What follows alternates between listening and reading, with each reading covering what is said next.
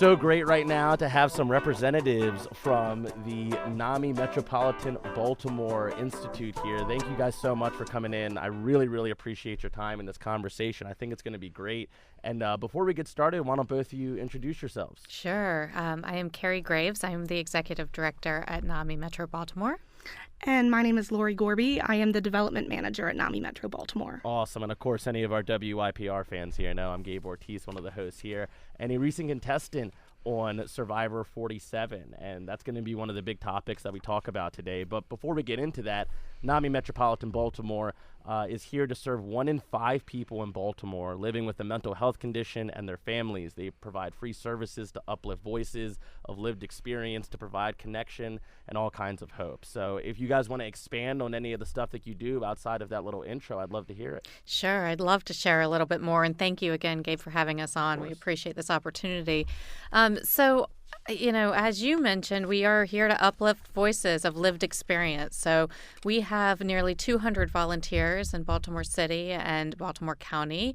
And those are individuals who are either living with a mental health condition or have been caregivers of someone with a mental health condition. And they share their journeys to help others along there. So we do that through support groups, classes, free support groups, free classes, as well as through a lot of anti-stigma education throughout the community. So doing community presentations for schools, community groups, police officers, workplaces, to make sure that everyone feels comfortable in speaking up about their mental health. Awesome stuff. And I think that this is something that a lot of folks aren't as aware is right here in Baltimore. For all the different things that you listed, and I think a lot of people think I could really use this kind of service, but I just don't know where to find it. Yeah. And thank God that you guys are here, and we're being able to get the word out about it. And if you guys are ready, I'd love to pass it over to you, to kind of flip the interview here, and we can talk a little bit of Survivor and mental health. Hey, that's my dream. I love being on the other side of this instead of being the one interviewed. This is great. This is a strange place for you to be in, too, huh? Although you're probably getting more and more used to interviews. Well, I was about to say, you're probably, over the past few months, my role has flipped a little more often than I would have anticipated, but it's cool, Yeah.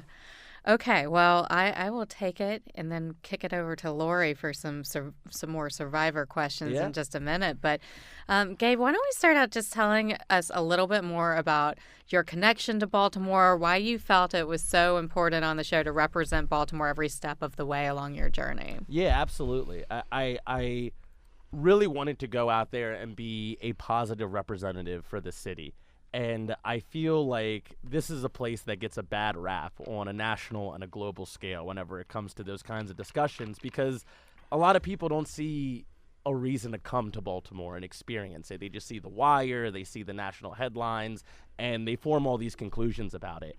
But anytime I bring somebody here that's never been here before, they have the same reaction. It's, oh my God, I had no idea that there was so much culture, so much to do, so many fun things to get involved with in the city of Baltimore. And I mean, you can't get a much bigger platform, at least in reality TV, than Survivor. So to be able to, be a representative in that capacity, it was just awesome. And when people think about the city, The Wire is one of the all-time great television shows. There's no doubt about it. But I also want them to think, oh, that guy from Survivor was on there, the guy that did the Ray Lewis dance and, was cracking jokes and it was a fan favorite and all those things. And I think it's important that for these places that are not as put up on a pedestal, like maybe a Los Angeles or a New York or a Chicago, have those positive representatives in pop culture and in the zeitgeist, because ultimately that's what people associate with these towns, So I was very happy to be able to do that. I was very proud to be able to do that. And I think that, you guys at NAMI are an extension of that. You are this positive label and representation and brand of Baltimore City that I want more people to know about. Yeah, thank you. Well, we saw you do that dance. We saw that Ray Lewis dance. We appreciated that. Yeah, you try and make some dance moves after 16 days of no food. It's not going to look as good in your head as it does in real life. Okay, well, I'm really putting you on the spot here, but Sure. What's the best crab cake? You got to tell us. The best crab cake in Baltimore? Mm-hmm. Oof. off the top of my head, I think I lean Jimmy Seafood. Okay. I mean, if I go there, I don't even look at the price. I just order. So probably Jimmy Seafood. If anyone's coming in, that's where I would tell them It's to go. a very controversial topic. It is. It's a very controversial topic. Yeah. I figured you'd save that for the end of the interview. Yeah. But we're starting off hot. Starting Let's off get it hot. going. That's it. Yeah. Okay. So, Survivor, gotta be a challenge on your mental health. I can only imagine what that was like. Does the show do anything to take care of the players and their mental health? And how has that changed over the years? Do you know? Oh, yeah. So, I mean, I can only speak directly for the time that I spent out there. I know that just generally speaking, not in a Survivor sense, but as you guys know, in a cultural sense, mental health was not at the forefront of many discussions. Mental health was not something that a lot of people took very seriously. So I imagine there has been a lot of transformation from 2000 when the show started to 2024 when I got to play. But long before you ever even, make it onto the show, they're linking you up with mental health professionals, their psychology team, which is, every degree in the book you could ever imagine or get. They have somebody out there that has it. And you're talking for a while with these people before the game starts, just, to establish this relationship and to make it clear that these professionals are here to help you whenever you need it. And once you really get into the game, they have a psychologist who is in Fiji, and anytime you can request that person and they will show up and you can talk to them about any issue you're having, whether it's has to do with something directly related to the game, whether it's something outside of the game that maybe you brought from home, or something you're worrying about that may be going on back at home. Like all of these things, they cover their bases with. And one of the big things is when you come out of the game. And that is something that even if you were to go and win is very tough for a lot of people to deal with because, I mean, you're out there for 26 days and that if you make it all the way to the end. And that's a lot of time. It doesn't seem like a lot of time in the grand scheme of things, but when you're doing the same kinds of things for 26 days, and in this case, eating coconuts and sleeping in the dirt, like that becomes your routine, and I don't think that the risk or the intensity is quite the same, but it's often equated to being in the military. And your routine changes, and, the things you eat every day change, and the way you interact with people change, and, the way you feel when you wake up and the way you feel when you go to sleep. All those things change and get really cemented into your brain over the course of 26 days. And then you come out, and it's like, okay, get on the plane, go home. And it's like, well, hold on a second. Like, I wasn't ready to leave these people that I was playing with. I'm not really ready to go back to my job quite yet. I'm not totally ready to see my family again, which is a weird feeling because most people think like, oh my God, I get to see my mom and my dad or my husband or wife or boyfriend or whatever. Like, I just can't wait. And there is that, but it's also like, they don't know what I just did. Sure. And nobody, unless you go do it, could know what I just did.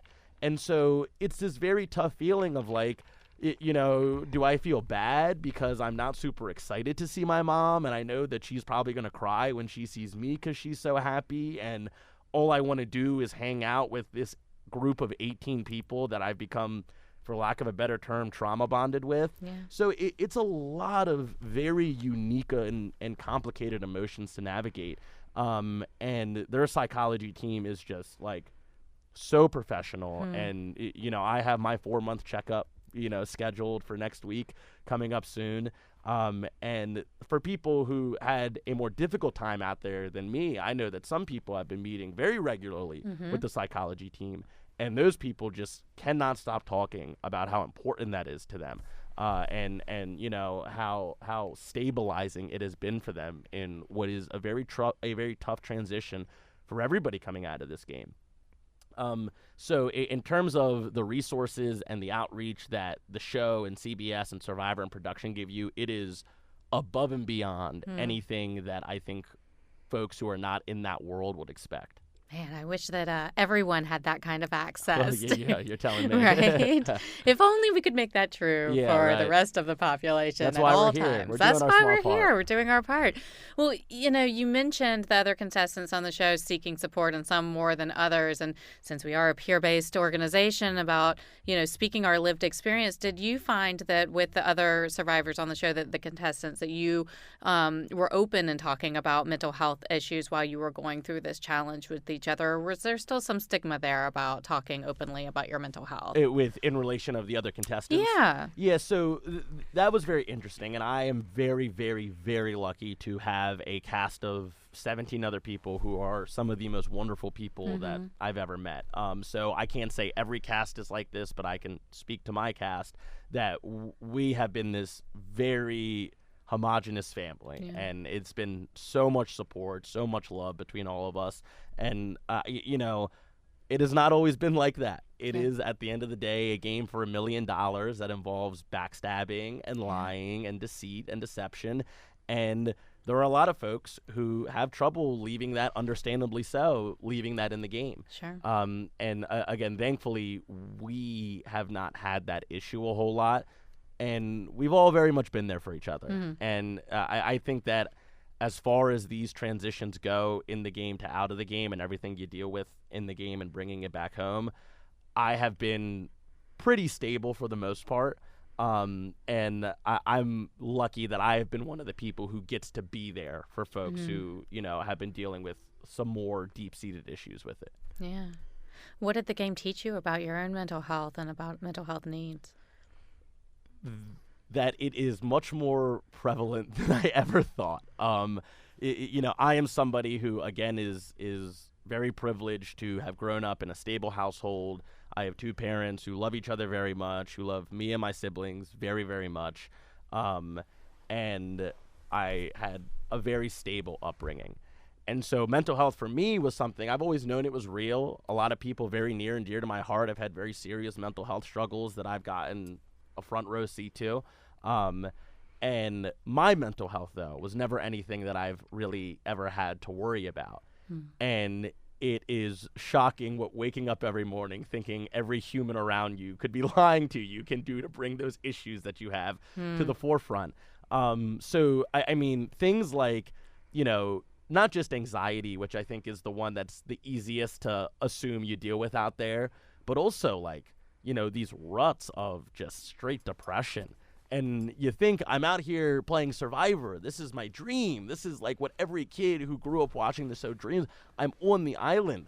But it's like, yeah, you're out there, but you haven't eaten in 4 days. And, maybe the night before, the person who voted out was your closest person in the game, and they were your emotional rock. And there are a lot of times where, no pun intended, you feel like you're on this mental island. And, you kind of look around and all the people that are a few feet away from you feel miles and miles away from you. And there are a lot of days where you think, all I want to do is go home. All I want to do right now is go home, see my family, lay in bed, eat my favorite snack, watch my favorite TV show, and call it a day. But then you're combating with this internal struggle of like, well, you wanted to be here. Like, you were praying and begging and sacrificing to be here.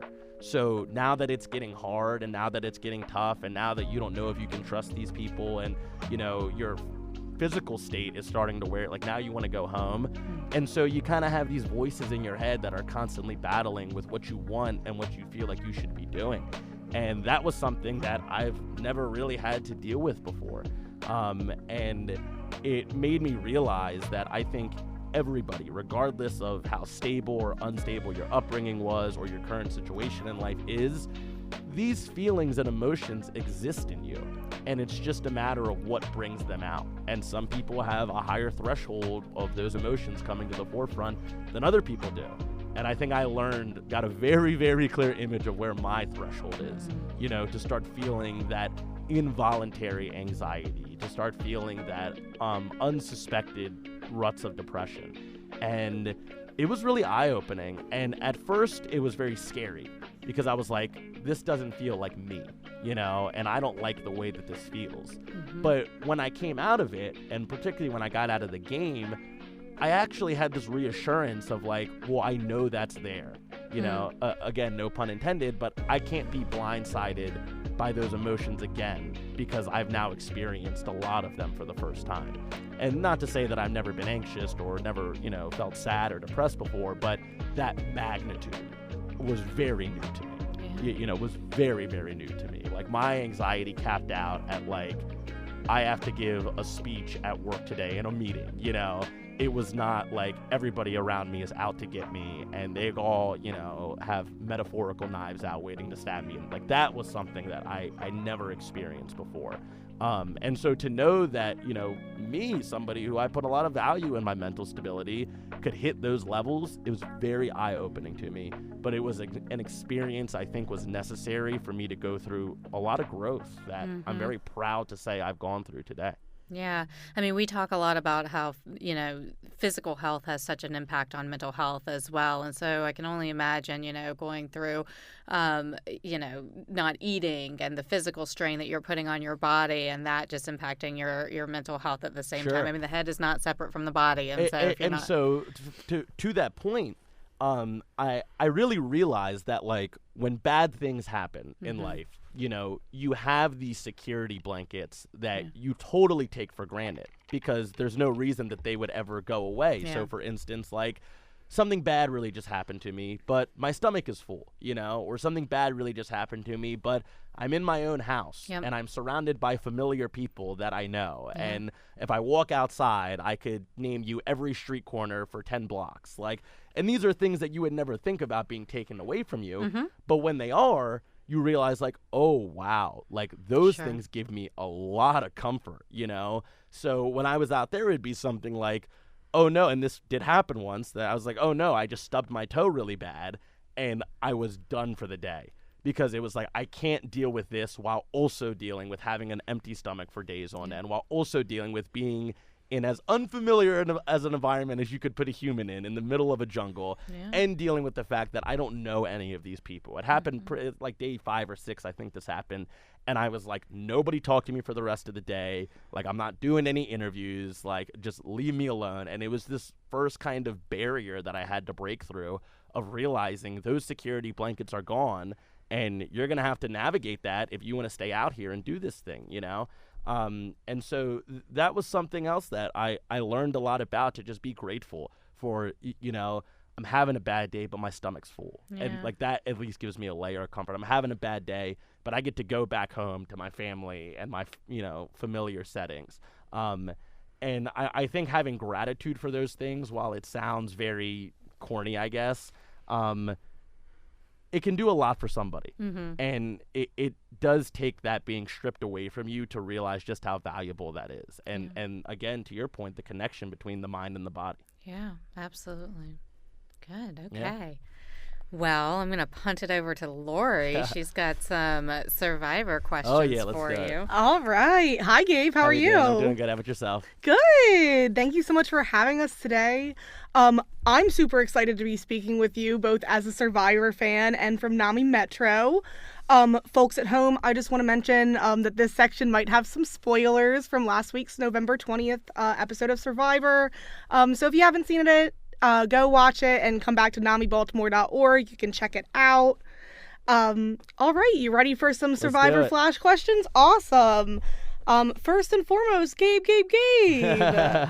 You uttered the Survivor kiss of death. You feel better than you ever have in the game. Yeah, it is the moment of the end, the beginning of the end, when you start to feel really comfortable in this game, is when everything starts to go wrong. And I mean, you know, for the context of our conversation here today, like, that is another layer that really messes with you mentally, is that I woke up and I feel great today. You know, I'm on the island, like, and I just feel good. I feel good about my chances in the game. I feel mentally good about where I'm at with all these relationships I have with people. Oh no. I shouldn't be feeling like that. So you almost have to muster this anxiety within yourself to be like, let's go, you know, let's get it going. Yeah, absolutely. And I think I kind of started to get that on my last day, just a little too late. Heard. Definitely understand. Yeah. I've always really loved Survivor, and I think it's really cool, bringing it back to what we've been talking about, is that the show revolves around people's stories, really. Their stories of anxiety, their stories of feeling good one week and then not so good the next, or I guess days when you're out there. We've really enjoyed seeing your story on Survivor, as well as all of your sort of co-contestants have been such a cool to see. So cool to see. It's been such a bummer to see you go. So Carrie's been asking you a little bit about your mental health, your personal experience, but we sort of just wanted to take a quick break for fun. So our first question is, who is somebody that you had wished you'd gotten to work with on your season? Somebody that I didn't get the chance to work with, I'll say Annika. She was somebody who I thought, just seeing her, at challenges and the things that I would hear from people going on journeys, she sounded like she had this ruthlessness and this, level of cutthroat to her game that I really would have liked to be able to tap into. And obviously she didn't make it far enough in the game for us to be on the same beach together. But that was somebody I always kind of had my eye on as like, you might be the biggest threat to my game, but if I could turn you into an ally, we might be able to run this thing. I loved Annika. Yeah, she was born to make the merge. And then everything I see, yeah. on the show that I didn't get to see when I was out there as an audience member, I was like, oh my God, I had it totally pegged right. But, absolutely. Early on in the show, I saw her get compared to Venus, who I was obsessed with last season, and I was just like, this girl's gonna be great. So I think I've read your opinion on this before, and no, we disagree. But who is your favorite Survivor player of all time? And what about the new era? So I would say my favorite of all time now is Jeremy Collins, who played on Blood versus Water, first member of the jury, and then ended up winning Second Chances, which was all former players coming back to play again.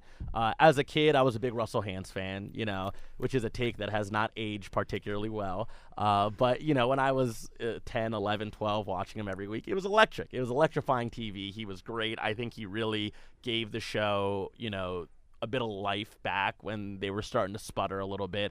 But as I look back, especially now as a player, Jeremy Collins is by far my favorite. In terms of the new era, I mean, I guess I can't say myself. No, I kid. But if we take all of 47 out of it, I would say I'm a really big fan of Jesse Lopez from season 43. I'm a really big fan of Ricard from season 41. He's one of my favorites. Yeah, no, I mean, he was just a mastermind out there, and I have a lot of respect for his game. So those are probably the two that jump to the forefront of my mind right away. I really like Jesse. I really like Ricard. That's awesome. I do agree with you, actually. I was incorrect. All great choices. So Fiji, what was the weather in Fiji like? How do you feel about Survivor sticking with Fiji? So we got very lucky that we only had 1 or 2 days of rain out there. Awesome. But you could always tell it was coming because it would get really windy. As soon as the sun went down, it was like a typhoon if you walked out to the beach. So we would all huddle together in the shelter and try to stay as deep in the jungle as we could to get away from the wind. So it was really windy at night. It was really sunny and hot during the day. As humid, imagine the worst Baltimore humid summer day. It was like that, but from 6 a.m. until 5 p.m. But again, the human body and the human mind is very adaptable and very resilient, and you just learn to deal with it. It's a lot of those things you're like, I could never do this. Oh, I could never sit out in the sun like that. I could never just eat coconut and rice every day. But when you have no other option, your body and your mind adapts, and you tap into this resilience that I don't think a lot of people give themselves enough credit for. Awesome. Yeah, absolutely. I completely understand. The weather is something that can completely change your entire day and experience depending on how it is. And I've seen seasons of Survivor when it's absolutely ruined tribes. Sure. Yeah. Yeah. So Jeff Probst, you had a great moment this season where you told him to politely stop talking to you, which I loved and respect. So that brings us to the question, Jeff Probst, friend or foe? Friend. I mean, the greatest friend you could ever have. I never would have been on the show if it wasn't, for him seeing something in me, and along with his great team of producers. I mean, he brings us this amazing show twice a year, and it is one of the hardest productions you could ever put on. And for him to not just be the host, but also be the showrunner now. I mean, it's like, I don't know how he does it. He's in his 60s. You would have no idea when you watch him on TV or when you work with him in person. I mean, he is just the best, and I don't know who's going to take that job whenever he's done, whenever he decides to hang it up, but I do not envy them. Okay. No comment. Next question. What is something that you wish folks at home knew that they didn't get to see on TV? How much downtime you have. There's a lot of downtime where you're not doing a whole lot, or at least there's not a lot of planned activities, for lack of a better term. So there is a lot of time where you are just hanging out, living around camp. And there's a lot of time where there isn't a whole lot of strategy being talked on. That's always on the table, and some days it's heavier than other days. But, I mean, the amount of days where we would just talk about what food we miss the most for hours on end, because it's all you can think of. And no one's even thinking about strategy. They're just like, I just want to eat a cookies and cream ice cream cake, and that is it. Like, I mean, so much time dedicated to just, like, food conversations, family conversations, like, just making each other laugh, trying to make this whole very unpleasant experience much more pleasant. So, yeah, there's a lot of downtime where we're just bonding as people, and you're always playing the game. Make no mistake, you're always playing the game. But these moments where direct strategy is not at the forefront of conversations, you don't really get to see any of that, understandably so. But those are some of my fondest memories. That's awesome. That time I got to spend with those people. Absolutely. That's incredible. So while you were there, who did you think your biggest competition was? And now rewatching it all back, who do you think was actually your biggest competition? Without getting into any spoiler territory, I would say that Tiana was a huge rival of mine out there as a player, which I think a lot of people saw.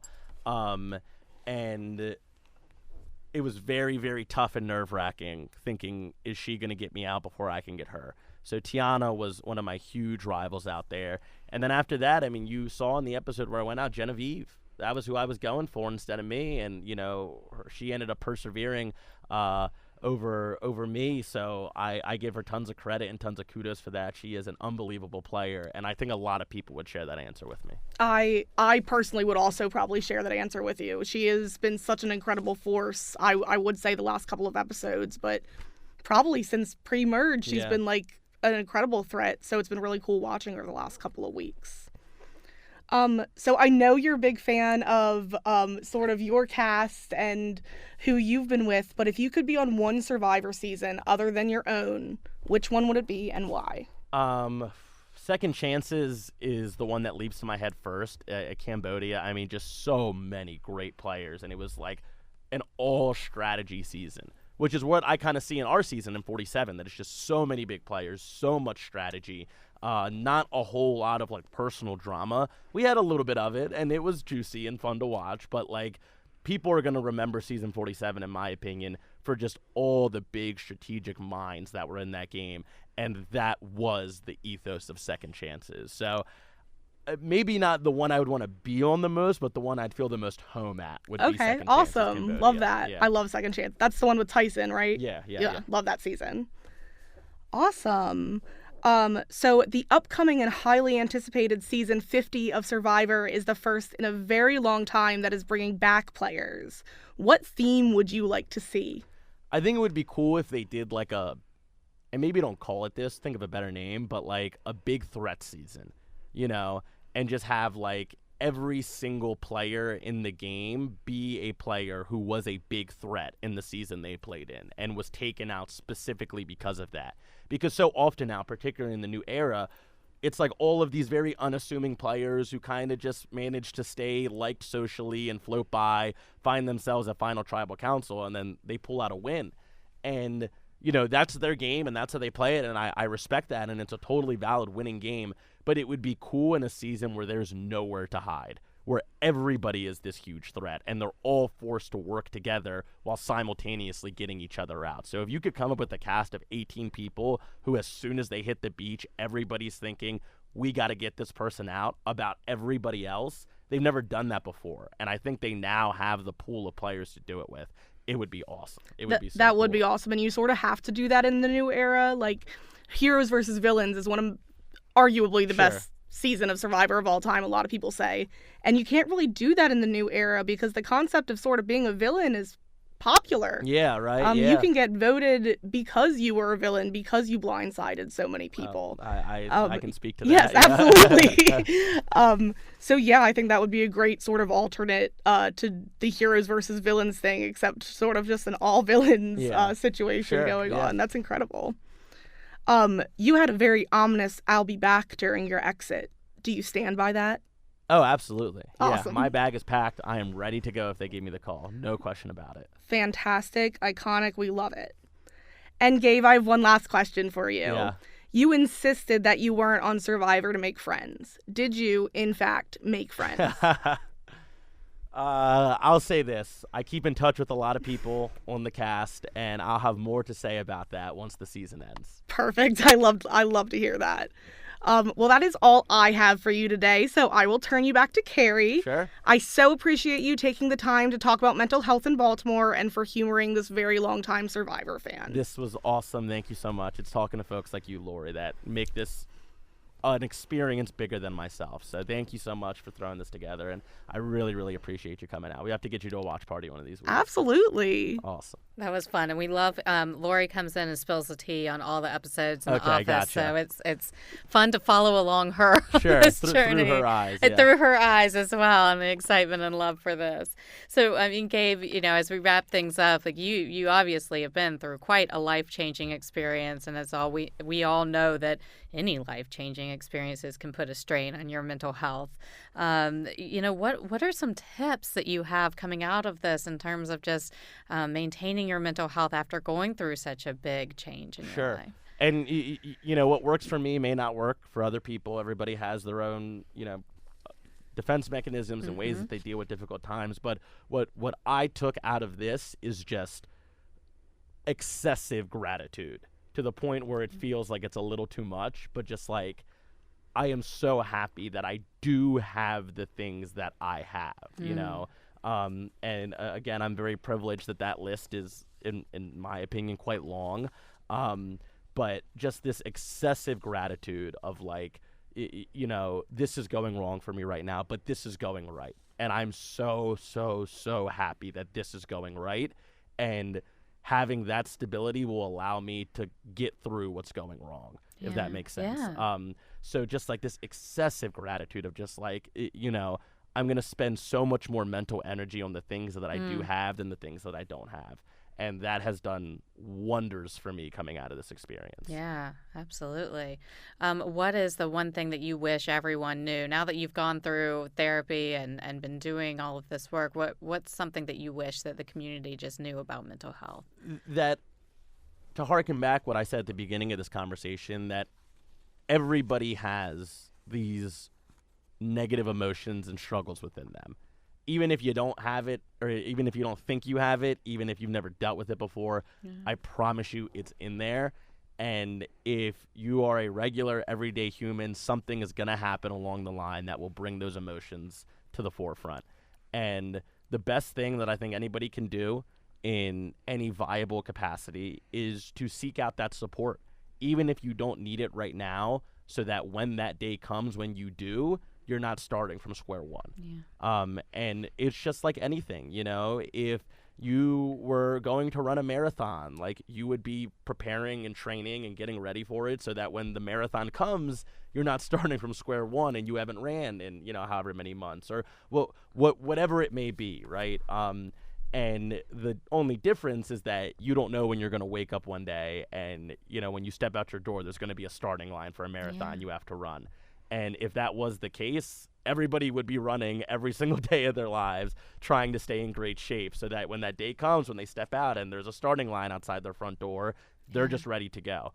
And I think people would benefit if they looked at their mental health in the same way, that you will have an event in life, you will have a period in life, whether there's a direct reason or not, when you have to run a mental marathon.